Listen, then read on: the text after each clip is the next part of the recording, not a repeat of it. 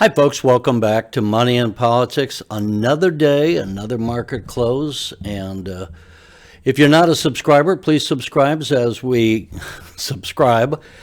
go over both the politics and the money events that are going to be happening in 2022. And certainly the money and politics are going to be some of the things that we will be looking at over the course of the year. You can always follow me on Twitter.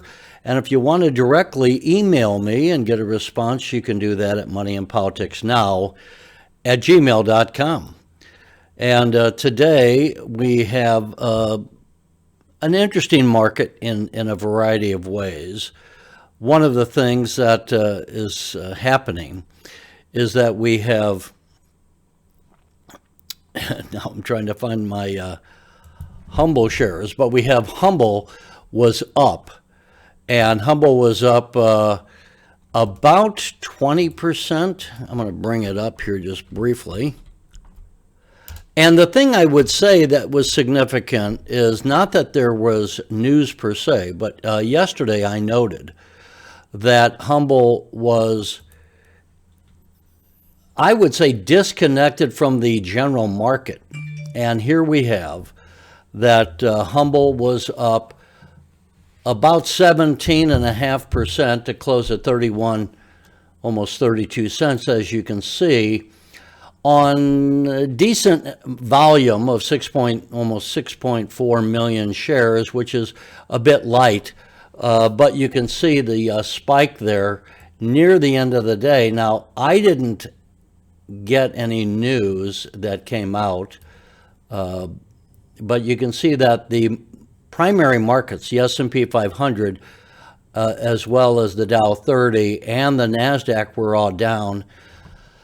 And so this is the thing I was saying yesterday, folks, that I think Humbl has been so beaten down over the course of the last year that it's going to often be in a position where it could go up even if the markets go down. And that's not true of a lot of other stocks. They're going to be following the market more or less. But Humbl at this stage of its development, and given where the price is, could be bouncing quite a bit.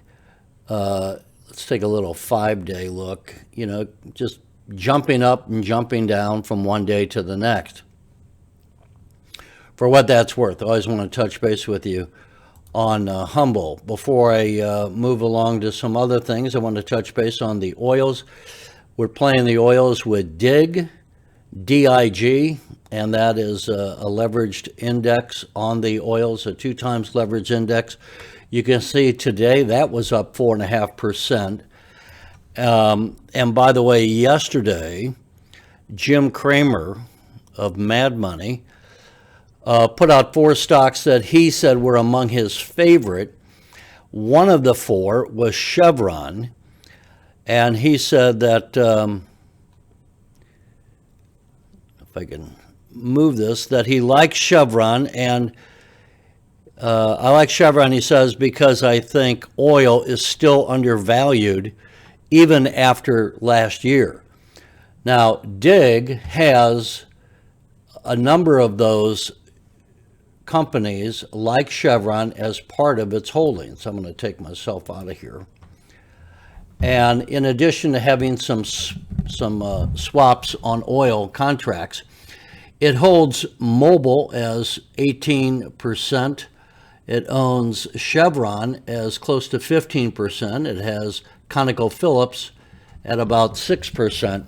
So with DIG, not only are you getting a bit more diversity from just having the one company, one compared to Chevron, but you're also getting a leverage version. That's what those swaps are doing, giving it the leverage version. So it has gone up, let's see, in the last 52 weeks, a low of $38 and a high of $90. So we're close to that high right now. If we take a look at 1 year chart on that, there you can see it. The volume tends to have eased off. But I do think, as Kramer said, that oil still has more room to run as we reopen the world economy over time. Inmode we've been following. Inmode got down to a pretty low level here. I bought a little bit more yesterday before the close. Today it bounced back marginally, not much, but again up a little bit in after hours. Again, this is going to be, I think, growing over the course of 5 years.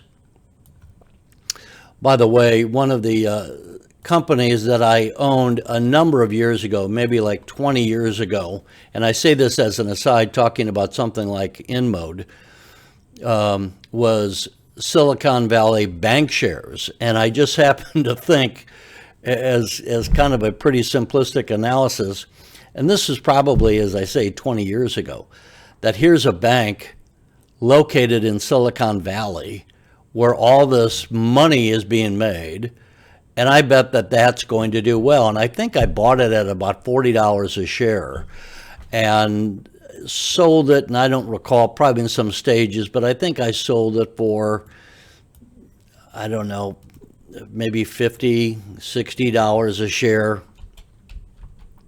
I thought it might be kind of fun just to take tell you what can happen. I think my analysis was right, and here's what happened to it. It's now $733 a share. Here's a 5-year chart. So sometimes, folks, when we're making money, the best way to make money is to hang on. It went up $51 today for a 7.5% gain. I'm not telling you to buy this now. I'm just making an analogy that some of the shares that we buy, you want to hold on to longer term. And I want to share my mistakes as well as my gains. Yes, I made money in Cisco. I should have made a whole lot of money in Silicon Valley Bank shares, and I didn't because I took all my money out of that position. I should have left some in, and that's part of the lesson, folks. You don't have to close a position. If you got money in it and you think, oh, maybe I should I sell? Should I hold on to it? Sell some shares. And as I say, especially now in this environment where we have no commission purchases on the normal exchanges. Schwab at least is charging $7 on the OTC markets. But most of these stocks that we're buying of substance are not on the OTC. You can buy one share these days because you're not paying, as we used to in the old days, paying $50 a commission. That is if you're going online. Now here's a stock that I'm not pounding the table on, and we've discussed in the past, but I want you to pay attention to it. And I think for obvious reasons, and that is going to be a DWAC. This is the holding company, the SPAC, that is Donald Trump's new emerging social media company.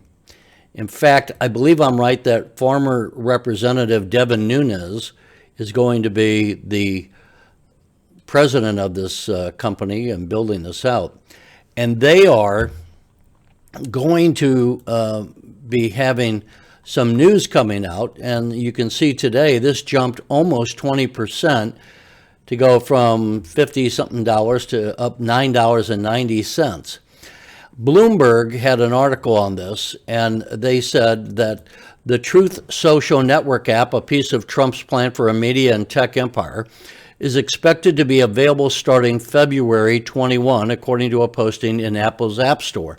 Shares of the Digital World Acquisition Corporation, DWAC, the company set to merge with Trump's Media and Technology Group. Okay, that's a SPAC that they're merging here. And it went up, as they noted here, 20% after posting circulated in chat rooms and social media about the February 21st application coming out on Apple's App Store.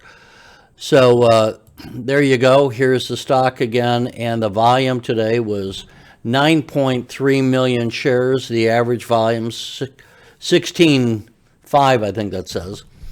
So lower than normal. But it is something where you this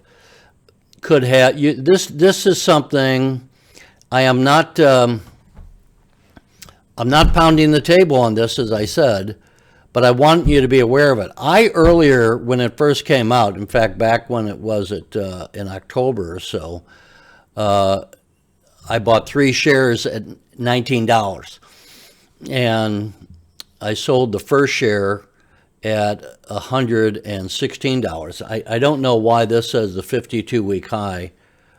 Oh, there it goes. It says the 52-week high was 175. I think I sold the day after I bought them at 19. It shot up, and I sold 1 share at 117. And I still, at this point, own 1 share. I really initially just bought these so it would be in my portfolio and I could follow what the stock price is doing in case I forgot. So keep an eye on this. Maybe you want to buy 1 share. You could probably on Schwab buy a fractional share if you don't want to put $60 into it.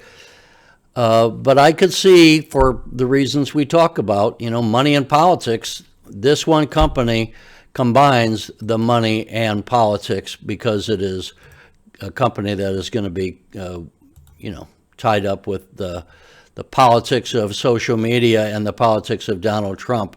And that's certainly going to be getting Donald Trump a lot of notoriety over the coming 2 years. I would say it's about a 99% chance that former President Trump announces he's going to be running again, although I expect him probably not to announce that until after the November elections of 2022, after the congressional elections are out of the way. All right, now, one other thing, and I've talked to you about this last week, but I wanted to remind you of it, that we have the 7 ETFs are going to split 2 for 1, except for that bottom one there, UGE. They're going to split 2 for 1, and you can see these, CSM, ROM, SSO, and you can see the different technologies. My old favorite, TQQQ, splitting 2 for 1 for the 2nd year in a row. UCC, UPRO, and UGE. UPRO, of course, the leverage version, 3 times leverage version on the S&P 500. So that's those are the key things I wanted to discuss with you today, folks. I won't go real much longer, just kind of an update. This is January is a funky time. Sometimes we go shooting up at the beginning of the year. Sometimes we take a dive. I was noting that in 2016, we went down and just were beaten to death. The market kept falling. The first 6 weeks were horrible. So then we ended up in the positive territory. And the thing is, the lessons from those moments that I've learned is you just got to know that it's kind of like a storm going on, and storms are not going to last. So when we hit these market downturns, don't panic. Panicking never makes you any money. The other thing is you want to be, I think, in some different sectors of the economy, and that's another reason why these index funds, whether you're buying the leverage version or not, the index funds are going to make sure that you have a position in every sector of the economy, whether it's healthcare that moves, transportation, energy, etc. You're going to be covering your bases. All right, if you want to subscribe, please do. If you want to comment, do that. I know I have some homework still to do on some of the suggestions you've made over the past. I want to be doing a couple more interviews. I'm a little behind in doing that, but it's just kind of funky, obviously, when you come out of the Christmas season. And we're just getting back to business basics now here in the early part of the year. Again, if you want to follow me on Twitter, there's the Twitter feed. And if you want to email me, you can do Money and Politics Now at Gmail. I'm going to be taking a look at new things coming along. We're going to continue throughout the year to be following Humbl. And as I was just saying, I want to do some more interviews on Humbl as well as other CEOs of other companies in the year ahead. So with that, I'll let you go, folks. Have a great night. Be safe if you're driving in snow and walking on ice. And in the meantime, stay positive, and we will see you tomorrow. Take care.